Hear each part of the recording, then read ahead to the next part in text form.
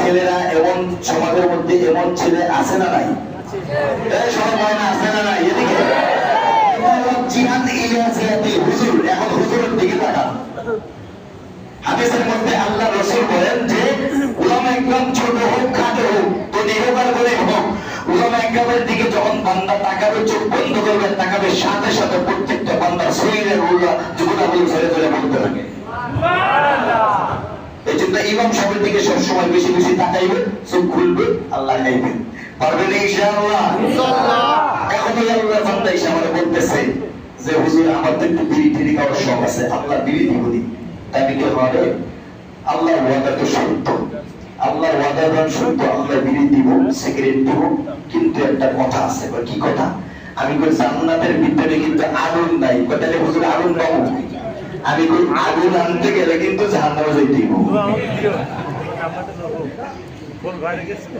এই কথা বলছি, সাথে সাথে নাকি হুজুর আপনি একটু দোয়া করেন আল্লাহর রাস্তায় আর জীবনে বিড়ি খাবো, আমরা একটু ওয়াদা করি আর জীবনে নেশা পানি করবো।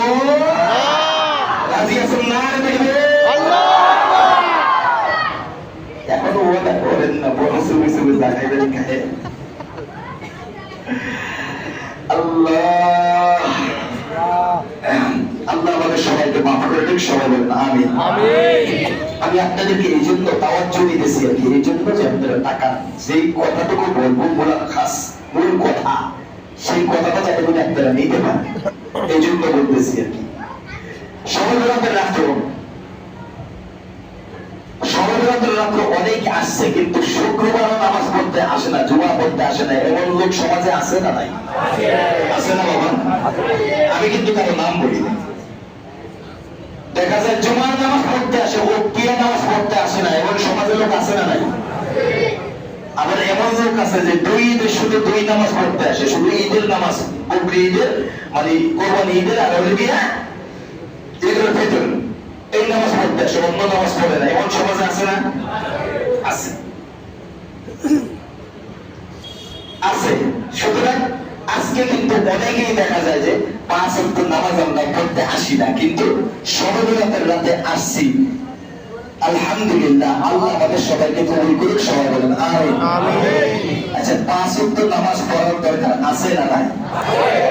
দেখেন কাটা কাটা মাসালা, 5 ওয়াক্ত নামাজ পড়ার দরকার আছে। শবে নামাজ হলো গিয়া নফল।